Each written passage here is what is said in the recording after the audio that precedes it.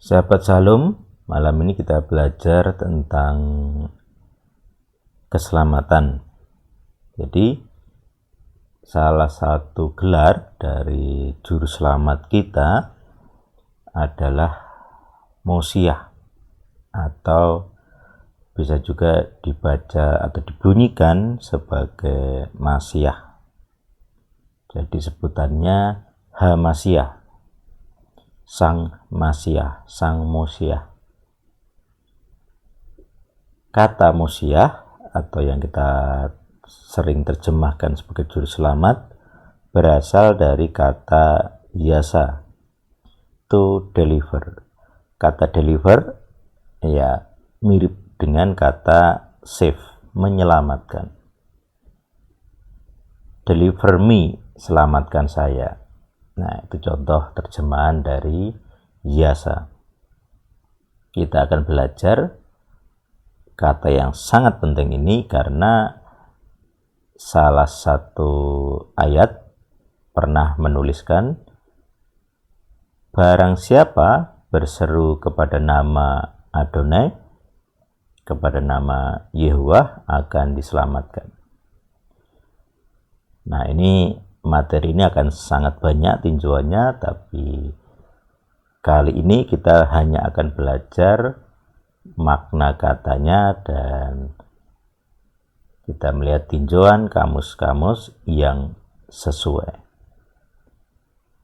Selamat menyimak, semoga bisa menambah pengetahuan, menambah wawasan, dan mungkin Anda yang mempertanyakan iman Anda, atau Anda yang membutuhkan juru selamat dari dosa-dosa Anda, di mana Anda sudah berjuang tapi Anda masih merasa berdosa, bisa komen dan juga bisa share video ini kepada siapapun yang Anda rasa memerlukan adanya keselamatan.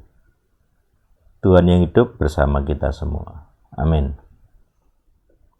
Kita melihat topik dari Mosiah atau juru selamat. Nah, ini ya kata Mosiah. Jadi dalam terjemahan El Sadik kita akan banyak menemui kata Hamasiah atau Sang Masiah. Jadi akhiran KH ini dibaca seperti Ak Masyah, tapi seringkali juga untuk mempermudah seringkali dibaca sebagai H, tapi biasanya H yang agak jelas, agak berat ya, Masyah. Oke. Nah, kata Mosiah tadi sudah saya jelaskan berarti deliver. Kita akan melihat dulu ya dari kamusnya. Dari kamus Hebrew ini ya. 3467. Jadi kamus Strong 3647. Kita akan melihat apa isinya.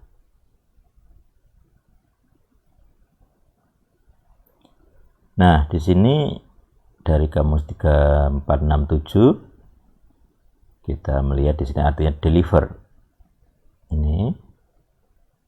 Kemudian ada yod.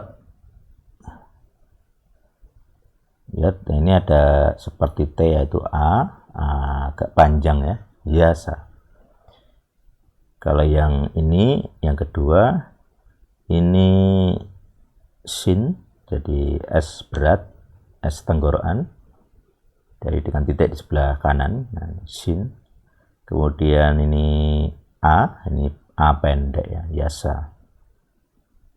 Ini ayin, ayinnya silent sebenarnya tidak terbaca. Tapi seringkali kalau di akhir seperti ini menunjukkan bahwa konsonan sebelumnya dibaca A, yasa. Seperti juga nanti nama Yesua. Nah, di Arab itu ayin, panjang. Oke, di Arab maupun Ibrani ya, maksud saya. Terus yasa, nah di sini artinya itu deliver. Deliver itu delivery. Kalau delivery mengantarkan, tapi makna yang lain adalah menyelamatkan. Nah, misal di sini ada beberapa kata. Avenge, membalas, membawa keselamatan. Brook salvation, juga ini gain victory, memenangkan. Bantuan, preserve, mempertahankan. Save, aman. Jadi save itu bisa keamanan, memberi keamanan. Save, menyelamatkan juga bisa. Terus savior, juru selamat. Nah, victorious, kemenangan. Jadi kata deliver itu di dalam terjemahan NASB diterjemahkan ke dalam banyak variasi, banyak makna, tergantung konteks, tergantung kalimatnya. Nah, kita akan melihat di dalam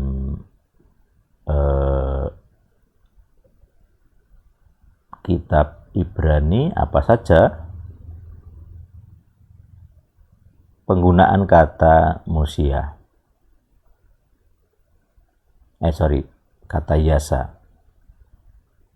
Nah, di sini ada ini yod, ya, ini yod. Ini sebagai vokal ya, waf sebagai vokal. Ini o. Terus ini sin, i, nah ini a, yos. Jadi ini Yosia, dibacanya ini yod, ini o, yo, ini s, sh ya, pakai i, yang bawah ini i, Yosia. Nah, Yosia. Kata Yosia di sini diterjemahkan help. Ketika terjemahnya diacu, yaitu nas, KJB Yanti, help, membantu. Jadi Yosia itu bisa dimaknai sebagai membantu.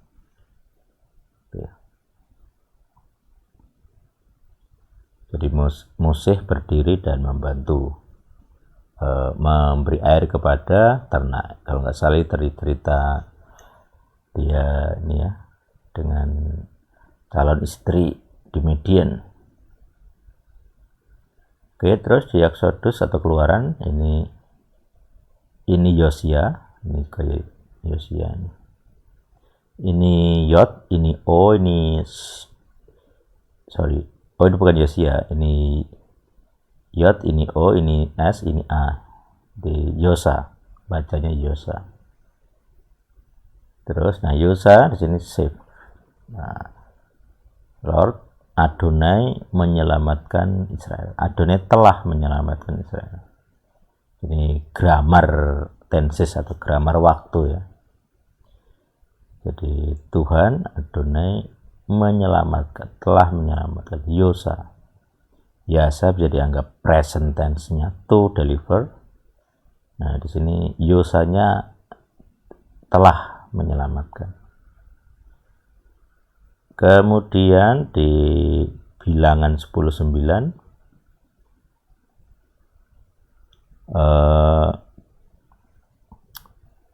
ini yodnya nggak kelihatan kalau sini. Jadi dia ada prinsip peleburan. Jadi kalau kata itu digabung dengan kata yang lain, ada yang dipotong.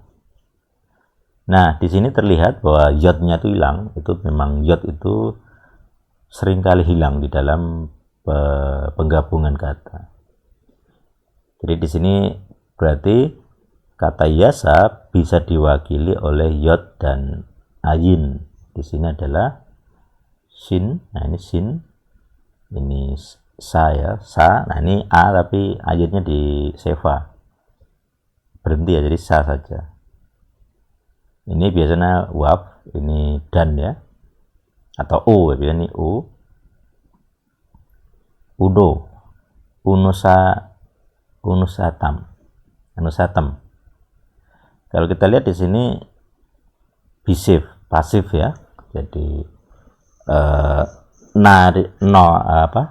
nun di depan ini, kemudian tem ini mereka, kalian dalam jamak ya.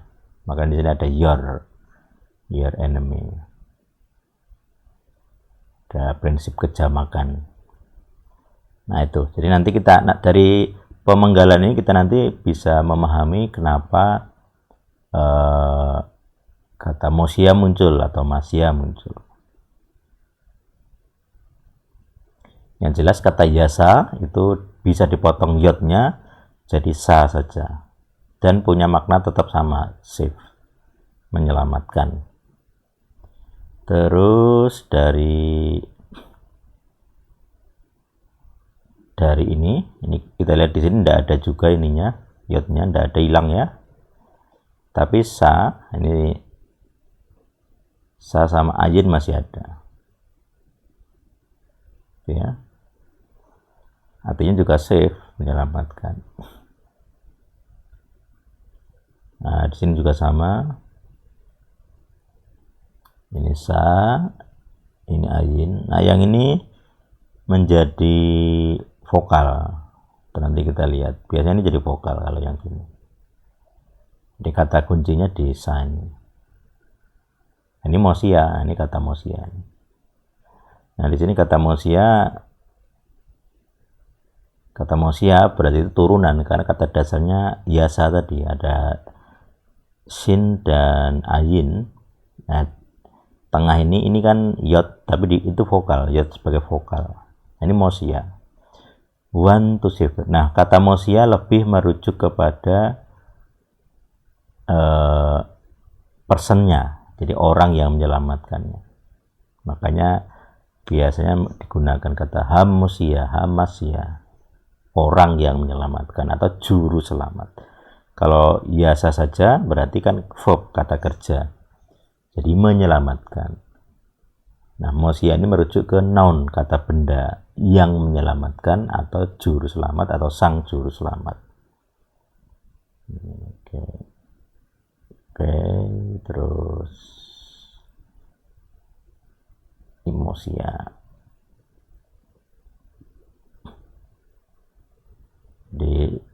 Jadi mosia itu kata turunan menyelamatkan. Jadi oke, itu saya rasa masih sama. Sa. Deliver ke ya.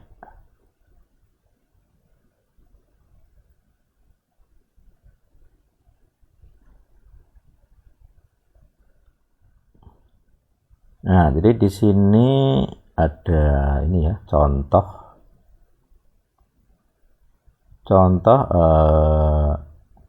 penggunaan mosia.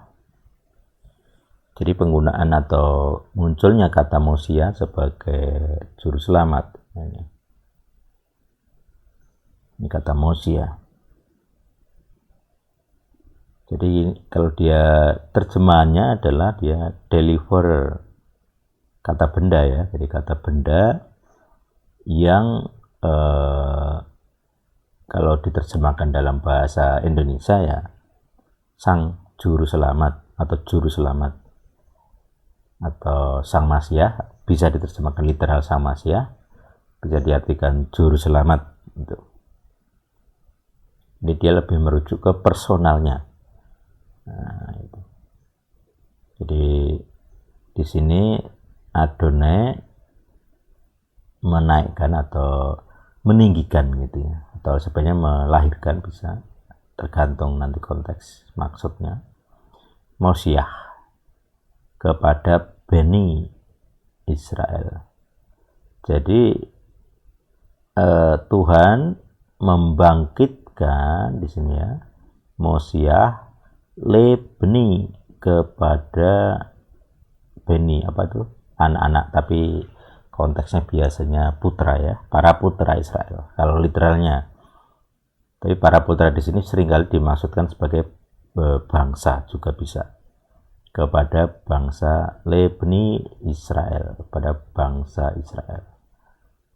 Jadi kata Mosyah sebagai noun, sebagai kata benda itu muncul di sini di Hakim-Hakim 3 ayat 9.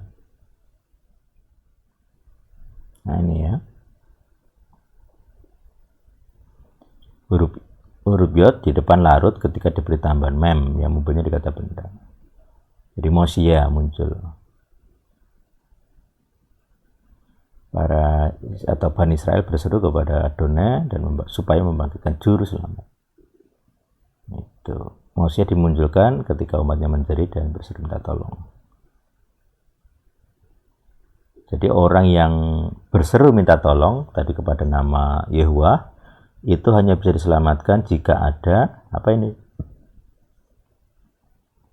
jika ada perasaan bersalah, merasa berdosa lalu minta tolong kepada Tuhan. Orang yang tidak merasa berdosa tidak punya dasar hukum untuk ditolong. Jadi di dalam prinsip juru selamat ini, orang harus merasa berdosa dulu. Kalau dia tidak merasakan bahwa dia itu orang berdosa, maka dia tidak punya hak, tidak bisa memenuhi dasar hukum atau legal ground untuk ditolong. Ini pentingnya pengakuan dosa sebagai senjata rohani. Nah, pengakuan dosa sebagai senjata rohani ini saya tidak tahu berapa banyak yang memahaminya, tapi di pemuridan El Sadik ini menjadi hal pentingnya. Jadi senjata rohaninya bukan disiplin rohani. Nah, ini yang beda dengan pemuridan lain. Di El Sadik tidak ada yang namanya keharusan disiplin rohani terjadwal, harus berdoa jam sekian. Itu bukan sebagai senjata rohani. Itu baik untuk melatih mental, iya memang, tetapi tidak bisa digunakan untuk senjata rohani. Misalnya doa puasa. Doa puasa bisa melawan setan? Teorinya begitu, tapi faktanya banyak orang yang doa puasa tapi kalah dengan setan. Masih ketakutan. Jadi bukan itu. Poinnya bukan itu. Kuncinya dari senjata rohani adalah, kalau pakai prinsip legal ground, adalah kita berseru kepada Tuhan di dalam pengakuan dosa. Kalau Anda tidak punya dosa, diserang itu tidak bisa, disantet tidak bisa, dikutuk tidak bisa. Nah, itu senjata rohaninya. Jadi itu bahasan singkat dari kata Mosia. Semoga Anda bisa menambah wawasan. Anda bisa juga menguji diri apakah Anda pantas ditolong dengan dasar pengakuan dosa. Jadi metode legal ground hanya berlaku untuk orang-orang yang merasa berdosa. Jika Anda merasa punya dosa, boleh komen dan kita diskusi. Tuhan yang hidup bersama kita. Amin.